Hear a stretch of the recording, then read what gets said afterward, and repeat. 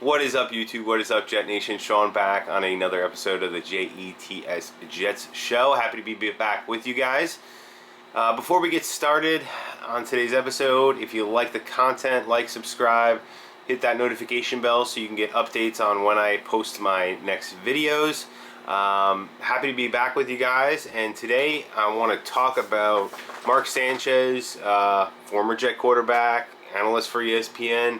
Had an interview the other day where he's talking about Zach Wilson kind of being a gunslinger. And so would you rather have that gunslinger mentality that's super competitive, super confident, is going to go out there because they think they can make every single throw, which you want. You want that confidence in a player. That's one of the things you love to see. But at the same time, they need to learn their limitations. The NFL is not the same as playing in college, so it's a lot different. Would you rather have that kind of quarterback that's a gunslinger, confident as all heck, and you got to kind of, reel the reins in a little bit on them? They need to see what the limitations are and when they can make that big-time play. Or would you rather have some sort of a game manager type quarterback? There's tons and tons of quarterbacks that are great examples of game managers. I'll give you an example. I don't think Eli Manning, for instance, was really a gunslinger. I look at him more as a game manager. Yet I look at Peyton more as a gunslinger. I feel like Peyton really threw the ball down the field, made aggressive plays, felt like he could make every throw. And I'm not saying Eli couldn't, but Eli was seen, his personality was a little more conservative. He was a little quieter, but he managed the game really well, and he didn't make as many big mistakes as some of the gunslinger type quarterbacks, like, say, Brett Favre, for instance, did.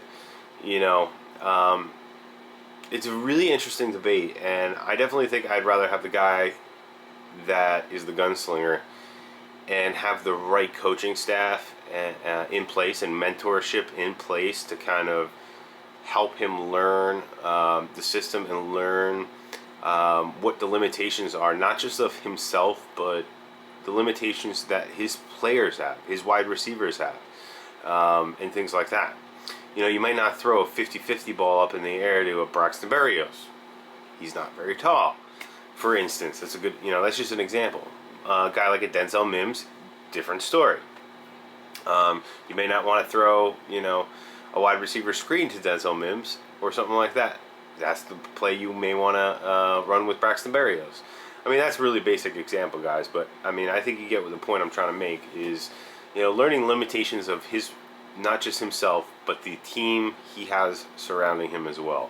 Learning what is best for this offense and what is going to help them win.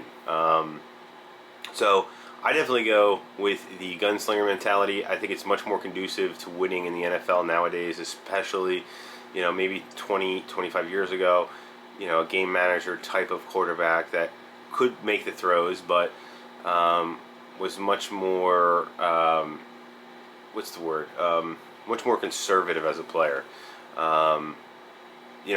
That might have been the mold back then of the most successful model for a quarterback, but I don't think it is anymore. So I really love what Sanchez had to say about Zach. I think he was right on the right track. Let me know what kind of quarterback you guys would prefer on your team. As your starting quarterback, would you rather have that gunslinger or that game manager and have a really good team around that game manager? Like I said, I'm gunslinger all the way. That's pretty much it. But before I go, guys, please subscribe if you haven't already. Trying to hit 100. We're in the mid-70s right now, almost there. Starting to take flight. I'm super excited about some of the episodes that I have coming out soon. And I'm super excited for the season, which is right around the corner, guys. It's going to be here before you know it. Until the next episode, peace.